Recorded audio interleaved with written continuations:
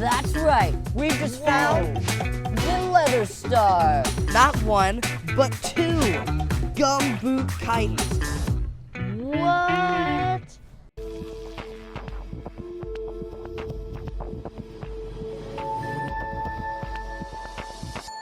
Now currently, we're in Humboldt County, California to embark on one of our favorite activities, tidepooling. Because on its low tide, these tide pools have a world of untouched creatures. We've got our nets, knowledge, and warm gear.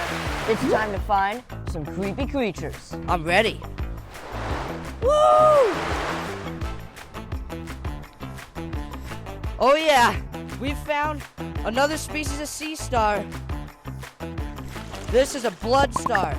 This is around as big as they get. That's a really good sized one. They call it a blood star because of that red color they have on the skin. It's beautiful.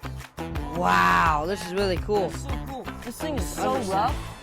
I feel like I'm stroking sandpaper right now. It is crazy. Wow, set them back. That was Tide's an awesome coming in. find. We have found not one, but two Gumboot Chitons. And man, these guys are really heavy. They can weigh up to 4 pounds, making them the largest species of chiton on this planet. Holy cow, I'm creeped out by this thing. Look at its foot that it uses to move with. Wow. This is super exciting. Now, Jax, we know there's harder things to catch than this. Let's set them back and find something even stranger. All right. That's right. We've just found the leather star. Named because it feels like literally wet leather. But what's even stranger, these dudes, they smell like garlic. Let me see. Oh, wow, it's really weird. It smells like a really strong garlic, almost like you're cooking it. That is insane. This is the garlic of the sea. Holy smokes. And that's his mouth right there, and it poops out that same hole as well. Pretty Ew, gross, that's right? pretty gross. Better set them back. All right. Place him back in the tide pools. That's There we go. That's Awesome find. one of many sea star species here. There's better ones than that, let me tell you. Now, right in the same tide pool where we saw that leather star, I found this baby starfish. And see how that arm right there is super short and stubby? That's probably because he lost it. That's right. Sea stars can actually lose their arms and regrow them back. Some species can even make an entire new starfish from just one arm. So we're gonna set this guy back, let his arm grow right on this rock. There we go. What? We were just looking for sea stars, and I just found this really weird looking worm. I have no idea what it is. Almost looks like the earthworms you see on land and not at sea. If I had to guess, these guys, when it's high tide, they're probably hiding under those rocks.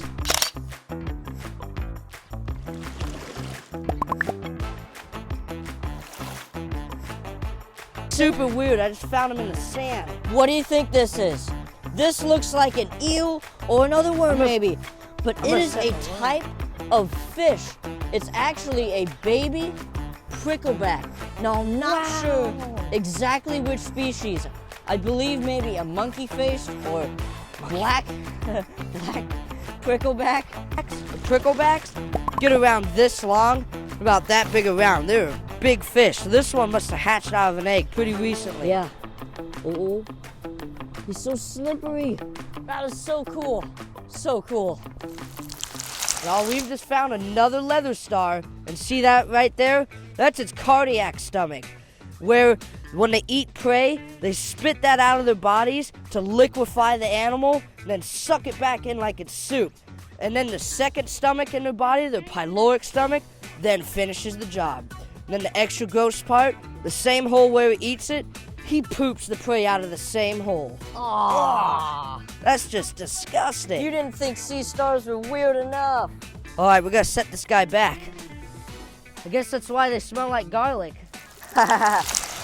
What I have here is a bat star. Now, look at that. Judging by the webbing between the arms here, I think you have a pretty good guess about why it's called a bat star. But I've got something pretty cool about all sea stars. On the tips of their arms, they have little tiny eyes that are barely visible, in fact, almost invisible, but they can't actually see with them. It just helps them detect movements, vibrations, they can sense things. That is awesome. Talk about an alien-like creature.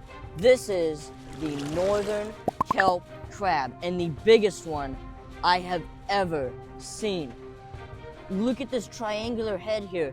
It'll blend in perfectly with the kelp. And this is a massive one. Now, as I was saying, if you hold them by their butt or their pinchers, they'll definitely pinch you. But as soon as you grab them up here, they can't reach you. You see? Super interesting. Wow, show them the underside.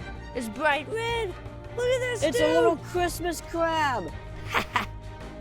Oh my gosh. I would not want to get my finger stuck in there.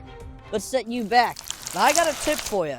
When you're tide pooling, you have to go in low tide because the reason why all these sea creatures are here because they're stranded in safe little pools where you can look at them without having to swim out in the ocean. But let's say if you look on your phone, the low tide says it's at 8 o'clock, you should get it to place at 7 o'clock because as soon as it hits the low tide mark, the ocean will start coming back in. So if you get to the tide pools an hour before low tide, you're gonna have an awesome day. Well, I've just found a Pacific rock crab. Look at this guy. Man, like I said earlier, if you grab these crabs by their back like this, their claws won't reach you. That's like the magic spot to grab them. Now, what's cool about these crabs is they are super delicious to eat. We're not gonna eat this guy today, but they are really good eating. What's weird about this individual is its right claw is shorter than its left claw. It's probably because he lost it and is slowly regrowing it back. Crabs can do that with their legs. Awesome find. Okay, guys, I found something really weird. These right here are peanut worms. Obviously, you can see that because they're in the shape of a delicious peanut. What else is weird about these guys is they've got purple blood. Purple, can you believe it? Ah, these guys are so weird. Ugh, I better set them back. Yeah, that's a creepy find. I got him. Wow. Jackson, do you know what this is? I have never caught one of these. This is called a rockhead. It's a type of fish. It's a type of fish, right? Yeah, it sure is. Now, look how at big? that. It almost looks like a skull, but it's actually a rockhead. But I've never seen one. How big do these get? Is that full grown? Probably pretty close. That is super cool. Now, these are similar to sculpins. They will often hide in the tide pools. They eat prey. And just look at these color patterns. Blends in perfectly with the bottom and all the rocks. So when I flipped the rock and found him, he didn't even move. He just sat still because this little dude thought I couldn't see him.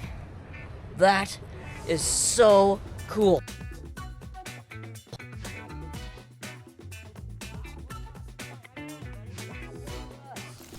Get him. Wow, Yeah. guys, look at this. I flipped a rock. I just found something pretty cool. And that is a clingfish. Now, out here in the tide pools, all kinds of sea stars, crabs, urchins, anything you can think of gets stranded when it's low tide.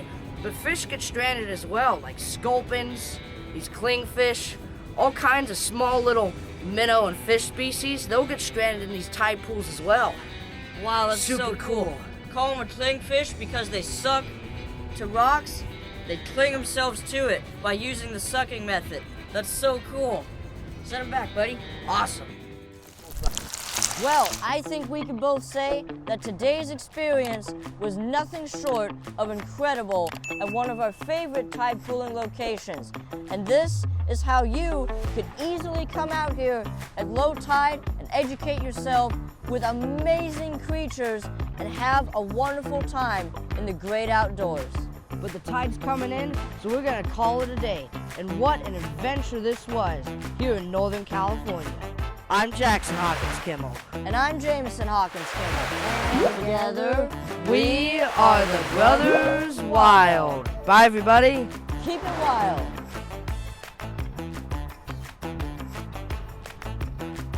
What a day, right? What a day. Now we just gotta get back up the steps.